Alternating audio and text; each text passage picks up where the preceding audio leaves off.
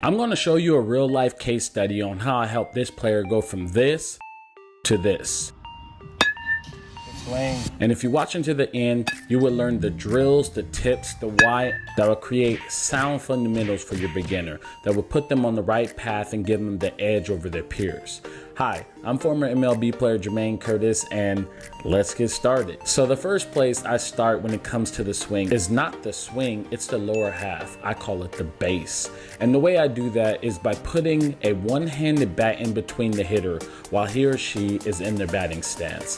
This will put them in a good position, a position where their head will be in between their lower half and they will be in a strong athletic position. Their knees will be slightly bent and will be stable. Some call this the power triangle. And the reason why I start with the lower half is because of the pitcher. Now hang with me. See, before going into the fundamentals, you must understand what the goal of the pitcher is. The goal of the pitcher is to get the hitter off balance. This is the reason they throw curveballs, sliders, changeups, fastballs inside to speed up the hitter, etc. And I know you guys might be far away from seeing these pitches, but if the pitcher gets the player off balance, then the player will have trouble getting off his A swing, or a good swing for that matter.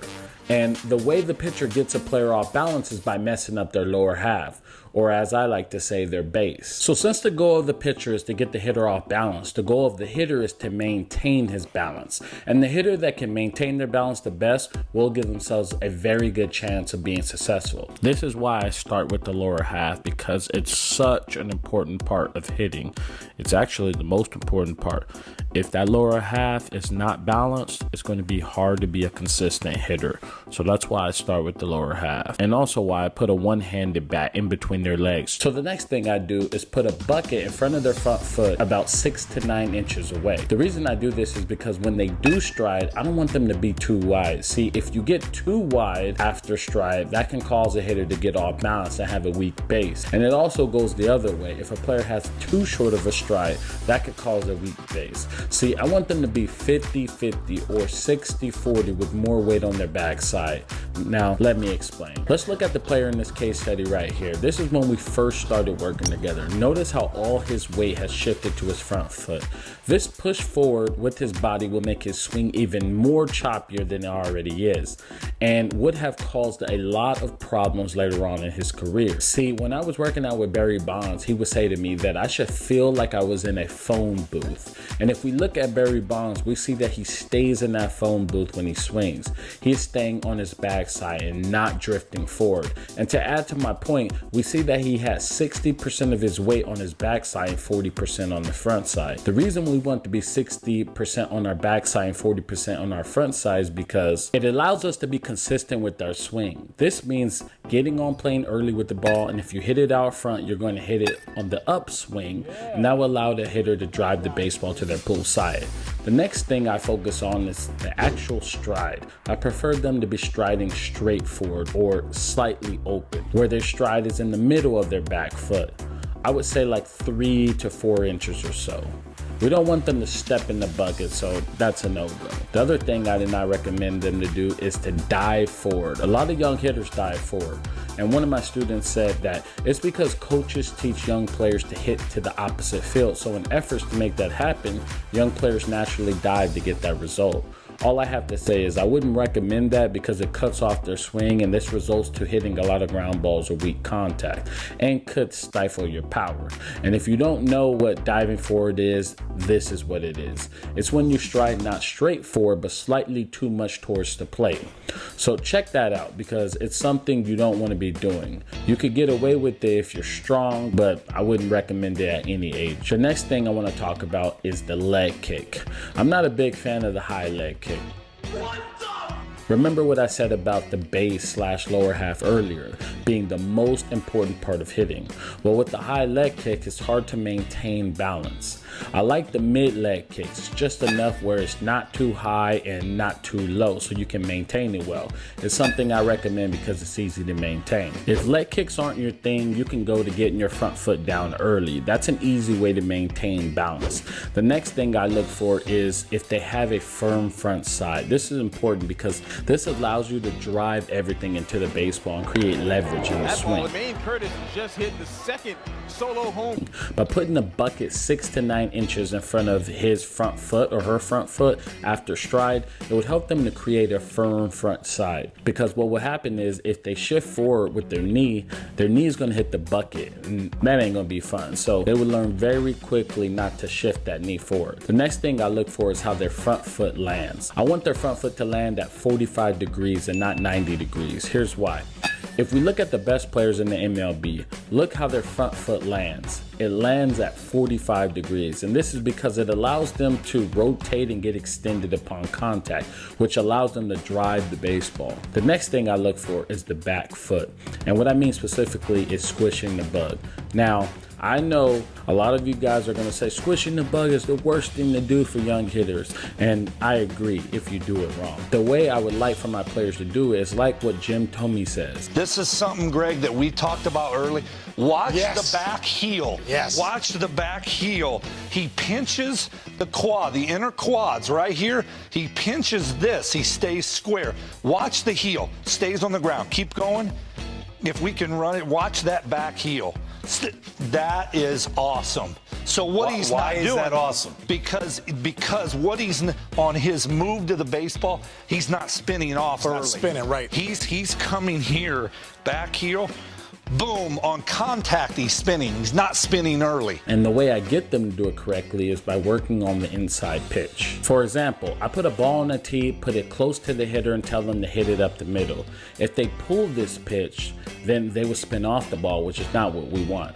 But if they hit it up the middle, they will stay inside the baseball and work inside their body. This is also how I teach how to hit the outside pitch. If the young player hits the ball up the middle correctly, this will give them the pinch on the back foot, as Jim Thome said, and allow them to have a firm front side that would teach them not to spin off the baseball. Now that we got the lower half taken care of, let's go to the upper body. The first place I start is with the hands. A lot of young players go to the box grip, which I call the death grip. It does not allow them to control the barrel properly. What I would recommend is lining the knuckles up, or in between the box grip or knuckles lined up. See, when you hit with your knuckles lined up, the bat is not deep in your hand, and it allows you to control the barrel. I remember Barry Bonds telling me that he wanted the bat in his hands like if he had a hammer in his hands. With the hammer, you would not hold it like a box grip, but instead hold it where it's in your fingers. This will allow the player to control the barrel, but better yet, know where the barrel is at all times.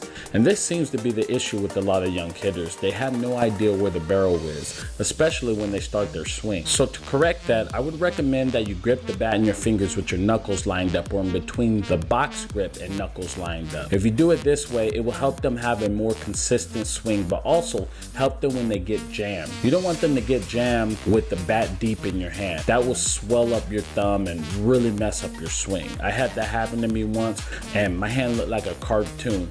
That day changed my grip forever. The next thing is going into the load. There are many ways to load, but the two that I would recommend will help you to put you in a strong position. The two options are going back and going up.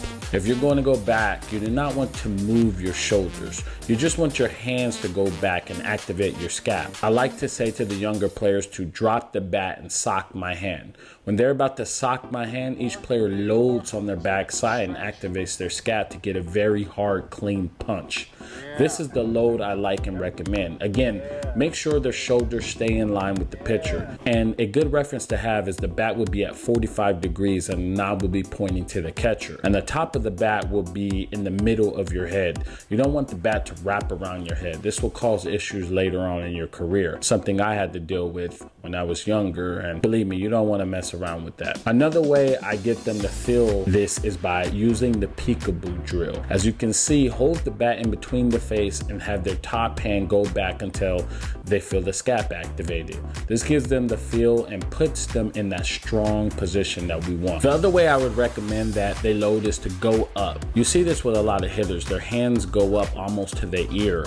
A drill I do is called the cradle drill. As you can see, I have the hitter put the bat on the ground, and what they're going to do is to take it up off the ground and up towards their ear.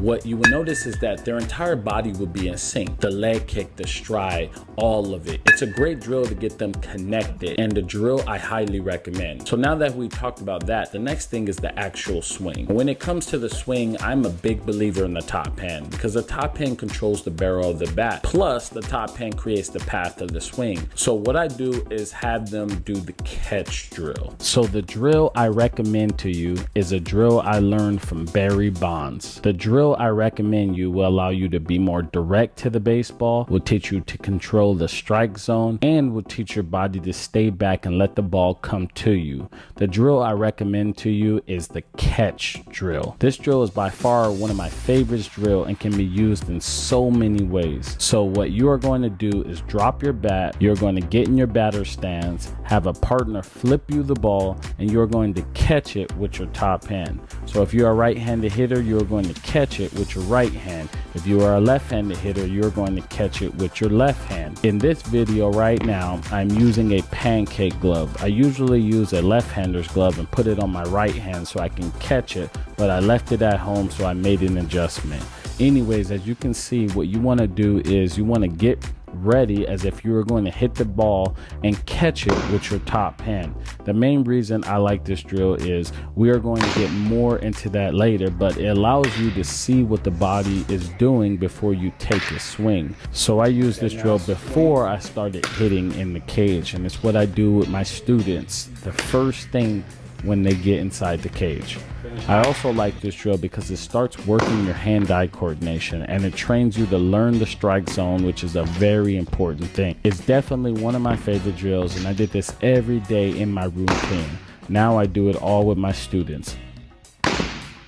Now, to get a little more deeper, the reason I like this drill is because you get to see what your body is doing. For example, if a player is opening up, you immediately see it, and you can make adjustments without swinging the bat. Or if your head is not staying on the baseball, you'll be able to see it, and you'll be able to feel it and notice it.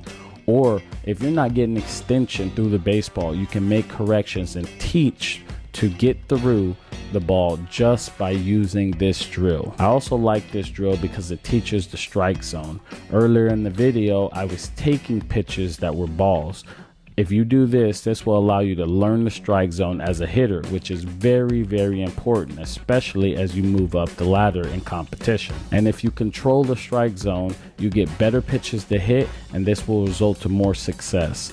Another reason I love this drill is because it gets your top hand to get on playing with the ball. See, the top hand controls the barrel and also creates the path of the swing. And if your top hand is going direct to the ball, or in other words, goes directly to catch the ball, you are going to hit. The last reason I love this drill is because if you are a player that is jumping at the baseball and not staying back, this will teach your body to let the ball come to you, which will make you more balanced. And balance is one of the most important things when it comes to hitting.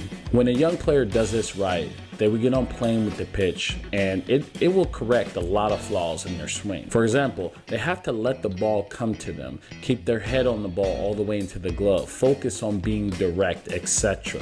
A lot of positives from this one drill that I love and recommend. And when they have the glove on their top hand and they're trying to catch the ball, it will be like a small C to get on playing with the ball. And it's something all the best hitters do. The next thing I do is top hand and bottom hand separately.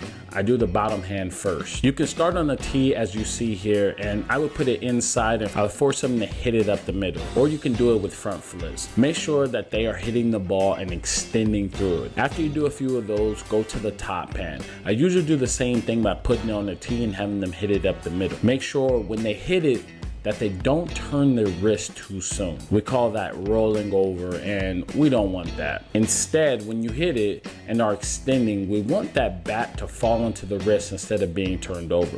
Another way I like to say to my hitters is give yourself a pat on the back over your front shoulder. This will give them that right swing path that keeps them inside the baseball. Now, after we do that, we go into swinging with two hands on the bat. The first thing I do is set the tee back deep on the hitter, or do side toss, so he can get in the slot early and he can stay back on that back side and not drift forward on his front foot.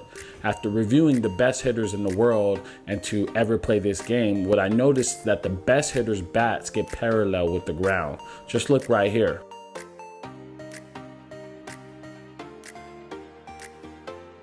See, the catch drill and making the small C will get that bat parallel to the ground, but another way is by putting the tee deep. The next thing I do is put the tee out front now to work on extension through the baseball. So the deep tee helped them to be short and stay back, and now the tee out front is helping them to get extension. We want to be short to it and long through it. So the drill I would recommend is the 2-tee drill. I really like working on the tee deep and then the 2-tee out front. This will help to extend that swing plane, so even if they're a tad bit off with their timing, they can still hit a line drive somewhere. Now, if you enjoyed this video, you have to watch this video right here, which talks about the 5 biggest mistakes that 93% of youth baseball players make. It's a must watch, and it's something that if you're doing, it's definitely hindering your performance and keeping you behind the pack. So go ahead, click that video right now, and I'll see you in the next video.